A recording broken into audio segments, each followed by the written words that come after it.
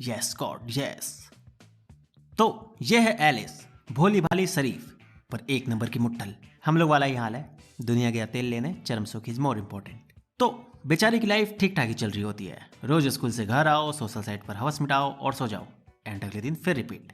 पर एक दिन बेचारी की जिंदगी में भूचाल आ जाता है। किसी चूतिया ने पूरे स्कूल में ये अफवाह फैला दी होती है कि इसने एक लड़की का हैंडल चलाया है, और क्योंकि ये स्कूल चर्च का था और ये बेचारी की इमेज शराफत की लिस्ट में टॉप पर था, तो इस अफवाह के बाद से इसकी मासूम वाली इमेज की धज्जियां उड़ जाती है। बच्चे लोग इसे हवस की नजरिए से देखने लगते हैं और टीचर लोग इसे ठरकी समझते हैं। गाइस एक मिनट बात सुन लो प्लीज। जिंदगी मौत का सवाल है, हमको समझ में नहीं आ रहा हम किसके पास जाएं। आप ही लोग हो जो बस हो, और हमको किसी से उम्मीद नहीं है। ये मेरा फोन पे का क्यूआर कोड है, तो जिन लोगों को के पास मतलब जितना भी हो 100 50 या उससे भी ज़्यादा, मतलब जितना तक का मतलब हेल्प कर सकते हो मतलब कर दो। भगवान तो मेरा सुन नहीं रहे हैं, आप ही लोग मेरा भगवान बन जाओ प्लीज़। तो बस यही रिक्वेस्ट है कि जितना लोग के पास ये वीडियो जा रहा है और जितना लोग देख रहे हैं, तो कोई इग्नोर मत करना, एक ही पर्सन, क्योंकि ऐसे व्यूज़ कम है। तो इतना ही मैं, जितना हमको मदद मिल पाएगा वही मिल पाएगा बस। तो जितना लोग देख रहे हैं अपना अपना हिसाब से मदद कर सकते हैं, बस इग्नोर मत करना बस प्लीज़। बाकी बदले में कोशिश करेंगे अच्छा अच्छा वीडियो बना के देने का, और तो कुछ कर नहीं सकते हैं। बाकी अब आप लोग के ऊपर है, मदद कर दो। वैसे हवस और ठरक एक ही होता है क्या? क्या फर्क पड़ता है। तो अब ये बेचारी है परेशान कि ये अपनी इमेज कैसे ठीक करे, और ऊपर से एक दिक्कत ये भी थी कि इसे ये तो पता था कि लोग इसका मजाक उड़ा रहे हैं, पर इसने एग्जैक्टली किया क्या है ये नहीं पता था। हर कोई इसके सामने कोड वर्ड में बात करता था कि इसने हैंडल चलाया है, पर बेचारी को इसका मतलब ही नहीं पता था। हाँ, ये बात सही है कि ये ठरकी थी, पर ठरकी होना और ठरक की नॉलेज होना दोनों अलग बात है। बेचारी अंधकार में मरी जा रही थी। खैर, इसी बीच नीना, जो कि इसकी क्लासमेट थी, वो इसे आइडिया देती है कि वो अगर स्कूल की तरफ से चर्च के करकोस में जाएगी तो उसकी इमेज क्लीन हो जाएगी। करकोस मतलब जहाँ बच्चों को आत्मा की शुद्धि का ज्ञान दिया जाता है, जैसे क्या करने से वो जन्नत में जाएंगे और क्या करने से वो नरक की आग में जलेंगे।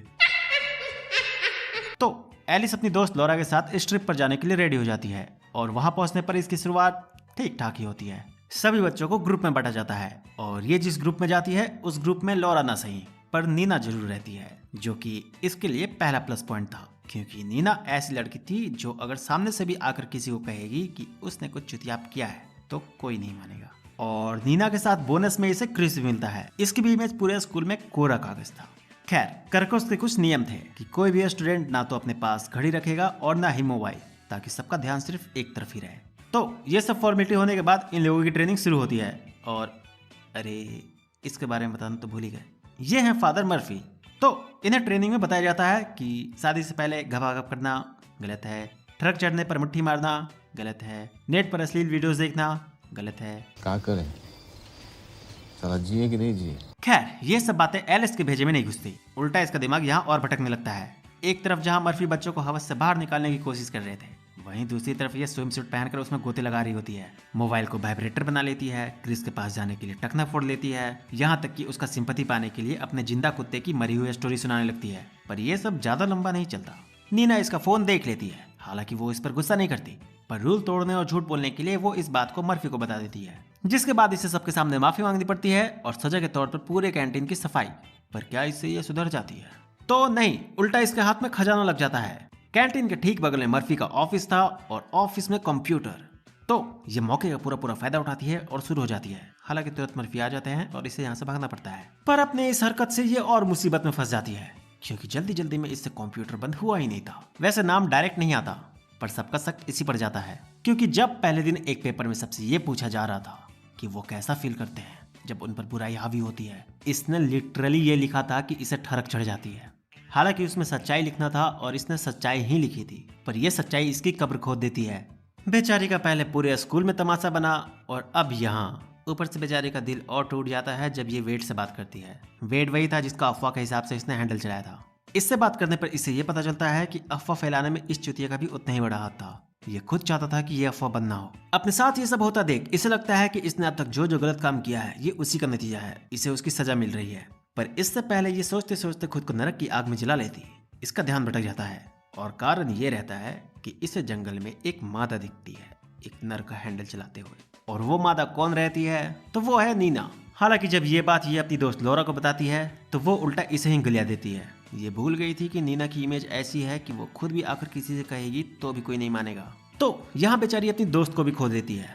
पर जब सब इसका साथ छोड़ देते हैं तब फाइनली इसकी किस्मत इसके साथ हो जाती है। साफ सफाई करते वक्त इसे वेट का ब्रेसलेट मिलता है और क्योंकि इसकी हालत का जिम्मेदार वही था तो ये उससे बदला लेने के लिए उसके ब्रेसलेट को मर्फी के कंप्यूटर के पास रख देती है। हालांकि इस दौरान इसे एक झटका और लगता है, पर यह झटका बुरा नहीं बल्कि अच्छा रहता है। दरअसल ये जब ब्रेसलेट रखने जाती है तभी मर्फी भी वहां जाते हैं, जिस वजह से इसे वहीं छिपना पड़ता है। और छिपे रहने के दौरान ये क्या देखती है कि मर्फी मस्त कंप्यूटर में लगाकर मुट्ठी मार रहा है। हालांकि मर्फी को वेट का ब्रेसलेट मिल जाता है और वो फिर उसकी मार देता है। पर यह सब देखकर एलिस का सटक जाता है कि साला सब एक से बढ़कर एक चूतिया है, सिर्फ ऊपर से शरीफ है, अंदर से सब ठरकी। खैर ये सब देखकर एलिस ठानती है कि अब वो भी अपने मन का करेगी। हालांकि अब तक भी वो यही करते आ रही थी, पर अब किसी से छिपाएगी नहीं।